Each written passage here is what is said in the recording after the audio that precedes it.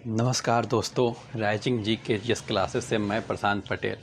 आज आप लोगों का ये दिल्ली सल्तनत का लास्ट टॉपिक है लोधी वंश। आज हम लोग पढ़ेंगे लोधी वंश। तो हम लोग ने पिछले एपिसोड में देखा था सैयद वंश के बारे में, तो हम लोग पूरी तरह समझ चुके थे सैयद वंश के बारे में। तो आपको पता ही होगा सैयद वंश का जो लास्ट शासक रहता है अलाउद्दीन आलम शाह, वो अपने वजीर से झगड़ा करके दिल्ली छोड़ के कहाँ चला जाता है, तो बदायूं, ठीक है। और वहीं पे वो शासन करने लगता है। उसका जो वजीर रहता है अलाउद्दीन आलम शाह का, वो सोचता है कि हम बहलोल लोदी को, जो कि सूबेदार रहता है पंजाब, लाहौर और दीपालपुर का, हम उसे आमंत्रित करते हैं दिल्ली आने के लिए। हो सकता है वो मेरे अधीन शासन चलाए। लेकिन बहलोल लोदी के जो भाई होते हैं वो वजीर को बंदी बना लेते हैं। उससे कहता है कि तुम्हारा काम काज अब ख़त्म हो गया, तुम कुछ दिन रेस्ट करो। और शासन कौन संभालने लगता है, तो बहलोल लोदी। और एक नया वंश का स्थापना करता है लोदी वंश का। तो उस लोदी वंश के पहले हम जितना भी देखे थे वो सब तुर्क थे, सब लोग तुर्क शासक थे। तो आज हम लोग देखेंगे अफ़गान। ये अफ़गान शासक होते हैं, ठीक है। तो दिल्ली में प्रथम अफ़गान शासन बहलोल लोदी के द्वारा स्थापित होता है, जिसे हम लोदी वंश कहते हैं। इसके 3 शासक को हम लोग पढ़ेंगे, बहलोल लोदी, सिकंदर लोदी और इब्राहिम लोदी। इब्राहिम लोदी के टाइम पर पानीपत का युद्ध होगा और लोदी वंश समाप्त होगा और मुग़ल वंश का शुरुआत वहीं से होता है, ठीक है। इसका एक महान शासक रहता है सिकंदर लोदी। उससे क्वेश्चन एग्ज़ाम में हमेशा पूछा जाता है, तो उस क्वेश्चन को हम लोग देख लेंगे, ठीक है। तो स्टार्ट करते हैं हम लोग बहलोल लोदी। लोदी वंश टोटल 75 वर्ष तक शासन करता है, ठीक है। 1451 से लेके 1526 ईस्वी तक इसका पीरियड रहता है, टाइम पीरियड शासन करने का, ठीक है। तो बहलोल लोदी के बारे में हम लोग शुरुआत करते हैं। ये 1451 से 1489 तक शासन करेगा। अब बहलोल अफ़गान के शाहुलेक शाखा से थे, ठीक है। बहलोल जो था अफ़गान थे, ठीक है। इतना ध्यान रखिएगा, अफ़गान थे। अफ़गान के किस शाखा से थे, शाहुखेल शाखा से ये संबंधित थे, ठीक है। बहलोल जब गद्दी पर बैठता है तो ये बहलोल लोदी अपने आप को बहलोल शाह गाजी के नाम से गद्दी पर शासन चलाएगा, ठीक है। अपना नाम चेंज करेगा और उपाधि क्या लेगा, बहलोल शाह गाजी के नाम से दिल्ली का शासन चलाता है। कौन, बहलोल लोदी, ठीक है। तो ये ध्यान रखिएगा। देखिए, जब ये गद्दी पर बैठता है तो अफ़गान सरदारों को के द्वारा ही ये अफ़गान रहता है, अफ़गान सरदार के द्वारा ही शासन चला सकता है। तो ये क्या करता है, अफ़गान सरदार को जागीर देता है, ठीक है। उसे खुश करता है जागीर दे दे के, ठीक है। और उसके साथ बैठता है, उसके साथ बैठेगा। उसके एक कालीन कभी शासन पे नहीं बैठता, ये सिंहासन पे, कालीन पे बैठ के सभी विचार विमर्श करेगा। सरदार के साथ खाना पीना खाएगा। कभी कोई सरदार को दिक्कत हो गया, कोई अफ़गान सरदार को या कष्ट हो गया या तबीयत ख़राब हो गया, तो उसके घर जाके उसका हालचाल पूछता है। इस तरह से सरदार लोग के बीच में ये एक प्रमुख सरदार बन जाता है, ठीक है। तो इस तरह से ये शासन चलाता है। ये हृदय उदारकवाद होता है, आराम थी साहसी होता है, ठीक है। इस तरह से ये अपने व्यक्तित्व इसका अच्छा खासा रहता है और प्रजा को बहुत मतलब कि सोचता है कि शांति प्रिय प्रजा जिए और शासन हम शांति प्रिय चलाएं, ठीक है। तो हम यहाँ पे लिखे भी है, सामंतों के साथ कालीन पर बैठता था, ठीक है। इसमें एक चीज़ और ध्यान में रखिएगा, ये जैनपुर पर विजय करके अपने पुत्र बाबरक को वहाँ का शासक बनाता है। देखिए, जैनपुर में क्या होता है ना कि जैनपुर का जो इसका लास्ट शासक था सैयद वंश का अलाउद्दीन आलम शाह, वो अपनी बेटी का शादी कर देता है जौनपुर के शासक से, ठीक है। जौनपुर के शासक से कर देगा, जौनपुर का शासक से कर देता है शादी। तो जौनपुर शासक की जो पत्नी रहती है, यानी कि अलाउद्दीन आलम शाह की, वो हमेशा कहता है अपने पति को कि जाके दिल्ली पर आक्रमण कीजिए, दिल्ली पर आक्रमण कीजिए। तो हमेशा वो दिल्ली पर आक्रमण करेगा। तो बहलोल लोदी द्वारा पराजित होता है, फिर आक्रमण करेगा, फिर संधि होगा, फिर ये आक्रमण करेगा, ऐसे ऐसे कारवां चलते रहता है। फिर जौनपुर के शासक की मृत्यु होती है, उसका बेटा शासक बनेगा, ठीक है। उसका बेटा शासक बनने के बाद उसका छोटा भाई उसको मार देता है। तो धीरे धीरे इस तरह से जौनपुर का स्थिति डमाडोल होता है और आखिरकार बहलोल उसे विजय कर लेता है और अपना सबसे बड़ा पुत्र बारबक को वहाँ का शासक नियुक्त कर देता है। कहाँ का? जौनपुर का। सेना भर्ती में उन्नत पद्धति ये लागू करता है। उन्नत पद्धति क्या होता है कि 70% सेना में अफगान लोग होंगे, मात्र 30% अदर लोग होंगे, अदर तुर्क हो, हिंदू हो, अलग सेना के आदमी होंगे, लेकिन 70% जो होंगे वो अफगान ही होगा। ये होता है इसका उन्नाव पद्धति, ठीक है। उसके बाद ग्वालियर से वापस आते वक्त जलाली के निकट इसका मृत्यु हो जाता है। ग्वालियर पर जब विजय करने के लिए जाता है, वहाँ से जब वापस होने लगता है तो इसकी तबीयत बिगड़ जाती है और ये बेचारा इसकी मृत्यु हो जाती है। जब इसका मृत्यु हो जाएगा तो इसका बेटा जो रहता है, तीसरे नंबर का बेटा निजाम खां, जो इसका तीसरे नंबर का बेटा था, वो सिकंदर लोदी के नाम से गद्दी पर राज करेगा, ठीक है। कब से कब तक? 1489 से 1519 तक ये शासन करेगा। कौन? सिकंदर लोदी। इस वंश का सबसे महान शासक रहता है। इसका वास्तविक नाम तो आपको बता दिया, निजाम खां था, ठीक है। ये क्या करता है? जैनपुर को इसका भाई जो कि बाबरक जैनपुर का शासन चला रहा होता है, उसे सिकंदर लोदी कहता है कि भाई तुम मेरे अधीन स्वीकार कर लो और दिल्ली में मिल जाओ। तो वो बाबरक नहीं मानता है। तो उसके बाद ये आक्रमण कर देगा उसके ऊपर, बाबरक के ऊपर, और उसको पराजित कर देता है। लेकिन दरिया दिल रहता है कि अपने भाई को बोलता है कि तुम शासन संभालो और मैं दिल्ली के हमारे देख रेख में। तो धीरे धीरे शासन संभालता है। ये अपना जो सरदार नियुक्त कर देता है उस जैनपुर में, जो बाबरक को देख रेख करेगा बाबरक का। तो बाद में जब इसको लगता है कि नहीं मेरा भाई अयोग्य हो गया है, नहीं शासन ठीक ठाक से चला रहा है, इसको बंदी बना के कैद करवा देगा और वहाँ पे एक अपना इक्तेदार नियुक्त करवा देता है जौनपुर को। इस तरह ये जौनपुर को अपने अंदर मिला लेता है। ये थोड़ा सा समाज को, ये अपने साम्राज्य को विस्तार करता है और बिहार तक साम्राज्य को अपने अधीन कर लेगा, ठीक है। बिहार तक ये साम्राज्य को अधीन कर लेता है। इसका मोस्ट इम्पॉर्टेंट जो क्वेश्चन होता है, ये आगरा शहर का स्थापना किसने किया? आगरा शहर में ही ताजमहल है जो शाहजहां ने बनवाया था। तो पूछा जाता है कि आगरा नगर को किसने बनवाया था? तो आगरा नगर को 1504 में सिकंदर लोदी ने बनवाया था और 1506 में इसको अपना राजधानी बना लिया। आज तक जो दिल्ली सल्तनत चल रहा था उसमें से सिर्फ एक कुतुबुद्दीन ऐबक लाहौर से शासन कर रहा था, बाकी सब दिल्ली से शासन व्यवस्था देख रहा था। ये क्या किया? आगरा नगर स्थापित किया और 2 साल के बाद अपनी राजधानी आगरा शिफ्ट कर लेता और वहीं से शासन व्यवस्था देखना चालू करता है ये।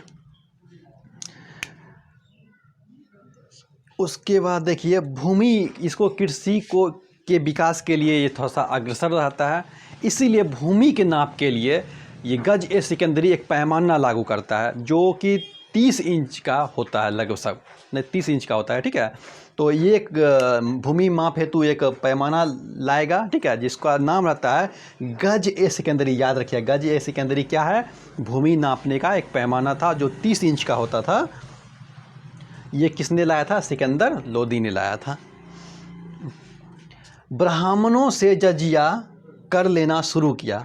ब्राह्मणों से जजिया कर लेना शुरू किया। इससे पहले आप लोग देखें फिरोज शाह तुगलक जो कि ब्राह्मणों से जजिया कर लेना स्टार्ट किया था, ये भी क्या करता है? ब्राह्मणों से जजिया कर लेना शुरू करता है। ये थोड़ा सा कट्टर टाइप का मुस्लिम शासक रहता है। जैसे औरंगजेब था उसी तरह ये रहा, उसी तरह फिरोज शाह तुगलक था। तो उस तरह से ये लोग भी कट्टर इस्लाम होते हैं, ठीक है। अपने एक मंत्री को नियुक्त करता है, वो क्या करता है? बहुत सारे हिंदू मंदिर को तोड़ता है, जबकि खुद ये इसकी माँ जो रहती है खुद हिंदू रहती है। बहलोल लोदी की जो पत्नी रहती है वो हिंदू रहती है, उसी से ये इसका जन्म होता है। तो ये हिंदू माँ का पुत्र रहता है और एक शादी भी करता है एक हिंदू लड़की से, लेकिन तब पर भी कुछ ज़्यादा ही कट्टर रहता है। किसके प्रति? तो इस्लाम के प्रति। उसके बाद ऐसा नहीं है कि ये हिंदू के लिए ही मंदिर को तोड़ा। यहाँ पे एक आपको कहानी सुनने के लिए मिलेगा कि नगरकोट के ज्वालामुखी मूर्ति को ना ये तोड़ देता है। नगरकोट का ज्वालामुखी मूर्ति होता है उसको तोड़ देता है और मूर्ति के टुकड़े को मांस बेचने वाला व्यापारी को दे देता है। कहता है कि इसी से मांस को तोलो। तो मूर्ति के जो टुकड़े होते हैं उसको बटखरा के यूज में बोलता है कि मांस तोलो। कौन? सिकंदर लोदी। मुस्लिम पर भी ये रोक लगाता है। मुहर्रम में जो तजिया निकलता था उसको बोला ये फालतू चीज़ है, इसको बंद करो। मस्जिद जो होती है उसमें कहा कि इसको शिक्षा का केंद्र बनाता है मस्जिद को। ठीक है। कभी इसको एक बार तो इतना गुस्सा आया था कि जैनपुर में एक बहुत सुंदर मस्जिद था, बोला इसको भी तोड़ दो। लेकिन उलेमा वर्ग या कुछ अमीर सरदारों के समझाने पर वो इस चीज़ को नकार देता है। तब मान जाता है कि नहीं तोड़ते हैं। महिला को, जो मुस्लिम महिला होती है, उसको बोलता है कि तुम लोग संत के मज़ार पे या पीर के मज़ार पे नहीं जाओगी, वहाँ भी रोक लगाता है। और मज़ार पे जो चादर चढ़ाते हैं मुस्लिम लोग बहुत श्रद्धा से, वो बोलता है नहीं, मज़ार पे चादर नहीं चढ़ेगा। तो मज़ार पे चादर नहीं चढ़ेगा, तजिया नहीं निकालना, संत या पीर के मज़ार पे लड़कियों का जाना, सब पे रोक लगा देता है। कौन? सिकंदर लोदी। सबसे मोस्ट इम्पॉर्टेंट क्वेश्चन ये है, ये क्या करता है? आयुर्वेद ग्रंथ का फारसी में अनुवाद करवाता है। एक आयुर्वेद ग्रंथ रहता है, इसका फारसी में अनुवाद करवाएगा। कौन? सिकंदर लोदी। फारसी में अनुवाद करवाएगा और उसका नाम क्या रहता है? फारसी में जो अनुवाद होता है, फरंगे सिकंदरी। फरंगे सिकंदरी। ठीक है। तो फरंगे सिकंदरी क्या था? तो आयुर्वेद था, ग्रंथ था, जिसे फारसी में अनुवाद किया गया था। किसने करवाया था? तो सिकंदर लोदी ने। ठीक है। इस तरह से ये अपना शासन व्यवस्था चलाता है। मथुरा के हिंदू को ये आदेश देता है, एक मथुरा में जो हिंदू लोग रहते थे उसे आदेश देता है कि तुम लोग यमुना में स्नान नहीं करोगे और ना ही मुंडन करवाओगे यमुना नदी के किनारे। ठीक है। मतलब मुस्लिम लोग जाएगा, हिंदू को पाबंदी लगाता है कि तुम लोग यमुना में स्नान नहीं करोगे, ना मुंडन करवाओगे। ये आदेश निकालता है मथुरा में। ये मुस्लिम शिक्षा की व्यवस्था पर ये थोड़ा सा जोर देता है। मुस्लिम शिक्षा को सुधारने के लिए ये क्या करता है? ईरान से शेख को बुलाता है, अब्दुल्ला और अजीदुल्ला नाम के 2 शेख को बुलाता है, ताकि इस्लाम को शिक्षा को ये लोग सुधार सकें। तो इस्लाम को शिक्षा को सुधारने के लिए ये ईरान से मौलवी या शेख को बुलाता है, मौलवी टाइप के शेख को बुलाता है और शिक्षा को सुधारने के लिए। इसके शासनकाल में तबला शहनाई का ज़बरदस्त विकास हुआ। इसके शासनकाल में तबला शहनाई सबका ज़बरदस्त विकास होता है। आप लोग सुने होंगे कि अब्दुल फजल के बारे में, कि उसे कहा था 7 सुल्तान, या कोई इतिहास का कहते हैं 9 सुल्तान का वो उसने राजपाट देखा था। ठीक है। तो इस तरह से तबला और शहनाई का ज़बरदस्त विकास किसके शासनकाल में होता है? तो सिकंदर के लोदी के शासनकाल में होता है। इसका एक और क्वेश्चन बहुत वेरी इंपॉर्टेंट है कि सिकंदर लोदी खुद गुलरुखी उपनाम से फारसी कविता लिखता था। तो कभी कभी पूछ देगा कौन से ऐसे शासक थे जो कि गुलरुखी नाम से फारसी कविता लिखता था? तो क्या होगा आंसर? तो सिकंदर लोदी खुद लिखता था। आयुर्वेद ग्रंथ का फारसी में अनुवाद किसने कराया? सिकंदर लोदी। नाम क्या था? फरंगे सिकंदरी। गजे सिकंदरी भूमि नापने का किसने लागू किया पद्धति? तो सिकंदर लोदी ने। आगरा शहर किसने बनाया? 1504 में सिकंदर लोदी ने। इस तरह से सिकंदर लोदी का कार्य हम लोग देख लिए। ठीक है। तो इतना क्वेश्चन, मोस्ट इम्पॉर्टेंट क्वेश्चन आता है सिकंदर लोदी के बारे में। सिकंदर लोदी के बारे में कहा जाता है ये बहुत हट्टा कट्ठा और कठोर टाइप के वजनदार शरीर के व्यक्ति थे, और ये सुंदर दिखने के लिए हमेशा सेविंग करके रखता था। ठीक है। हमेशा सेविंग करके रखता था ये, ताकि ये सुंदर दिखे। और कहा था कि ये बहुत सुंदर युवा में था, बहुत सुंदर दिखता था। इसके जो पढ़ाने के लिए इसको जो मौलवी आया करते थे, वो इसके सुंदरता का प्रशंसा भी करता था हमेशा। ये सुंदर पुरुष व्यक्ति था। इसके मृत्यु के बाद इसका 2 बेटा रहता है, एक रहता है जलाल खां और एक रहता है इब्राहिम लोदी। तो ये सोचता है ना कि हमेशा चलो युद्ध होते रहता है, तो क्यों ना जिंदा के टाइम में ही अपने दोनों पुत्र को शासन में थोड़ा सा बंटवारा कर दे।